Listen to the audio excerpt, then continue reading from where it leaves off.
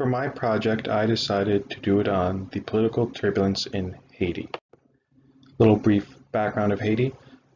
Its current history started right around when Columbus landed in the late 1490s.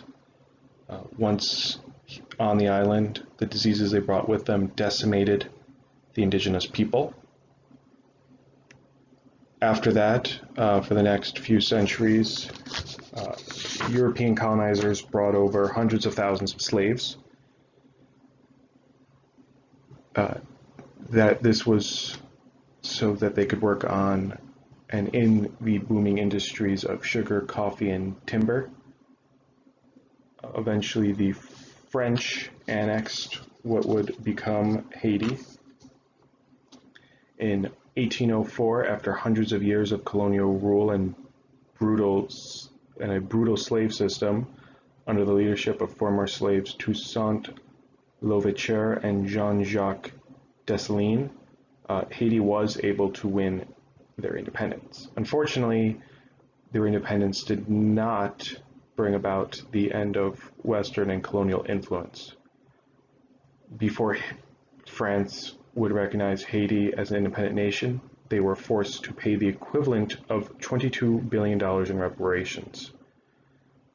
This took about 120 years to pay off, and the only way to do so was for Haiti to give about 80% of the revenue they made to France. Because most of their money went to that, they were unable to industrialize or develop in any way that would lead to them joining the quote-unquote first world nations. On top of this, the United States did occupy the island for almost 20 years before and after World War I, when we were fearing the encroaching of the German presence in the Caribbean. During that time, we imposed segregation and forced work upon the locals. When they did try to fight us back, we killed about 15,000 of them, and it wasn't until FDR and the Good Neighbor policy that we eventually left. After our withdrawal from the island, there was years of corruption and unstable governments. It came to a head in 1957 with the establishment of a 29-year-long dictatorship under the leadership of Francois Duvalier and his son Jean-Claude. Apologies if I pronounced those wrong. Eventually, after they drained the coffers and killed about 30,000 people after widespread protest in 1986, they did leave, and with it, the idea of the dictatorship.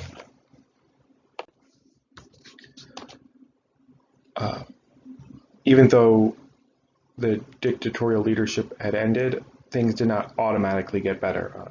There were elections and democratic processes, but the leaders weren't always the best. Currently, in 2016, they elected Jovenel Moïse. I don't know if I pronounced that right either.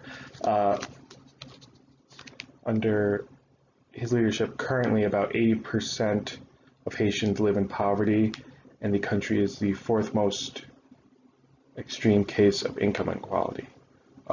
In Haiti, 60% of the population lives on less than $2 a day.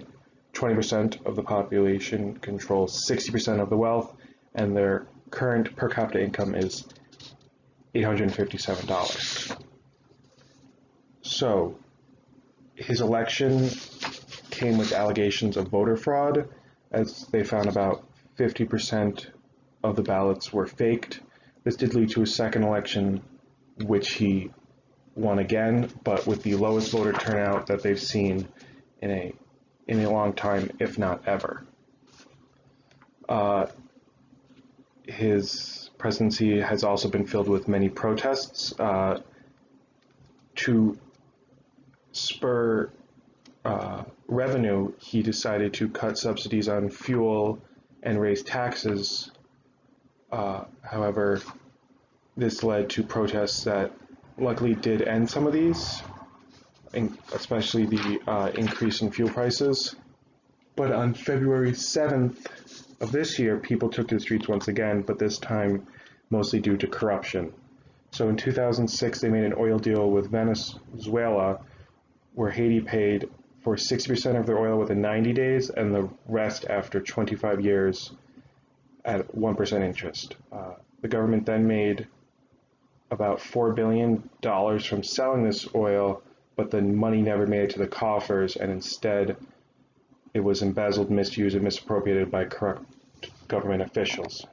On top of these allegations, some have been leveled against Moise himself, including voter fraud, as well as the fact that two of the companies he oversees both got a contract to build the same road at the same time. So the situation in Haiti has become pretty dire. Citizens are taking part in the protests are facing police brutality, and in response are blocking roads, stoning officials, and burning vehicles. In one case, there is one town in Haiti, Les Cayes, that has actually been completely cut off from the capital, which caused a 2-month-long blackout. While power to the town is back, it's only for about a few hours a day, and also the hospital has been shut down after protesters attacked it, and other hospitals on the island have actually run so low on supplies that they are being forced to decide who will get them, which means they are in fact deciding who lives and who dies. On top of this, Haiti has been or is one of the countries in the world most susceptible to damage due to global warming. Recently, in 2016, Hurricane Matthew hit Haiti, and this was only 6 years after a devastating earthquake. So what has been done to help them? So as they are one of the poorest countries in the world, they do get a lot of foreign aid. This comes in the form of things like the seed program, where we gave them seeds for crops that were supposed to be strong in terms of being susceptible to diseases and bugs, but the foreign program did not take into account Haiti's climate and the fact that they only have a 3-month-long rainy season, so the crops didn't grow, pushing farmers further into poverty and hunger/malnutrition. And in the end, farmers soaked the seeds to get rid of the pesticides and ate the seeds themselves because no crops were growing. On top of that, we killed off, and by we I mean the United States government along with the Haitian military, killed off all of the indigenous pig population after a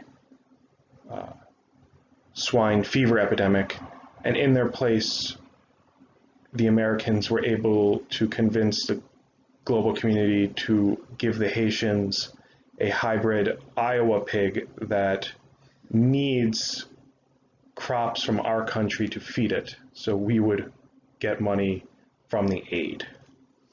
So in the end, most of the aid has not helped at all, and in fact made things worse, taken jobs away from locals, as well as made them poorer and hungrier. So my solution is the idea of participatory action research.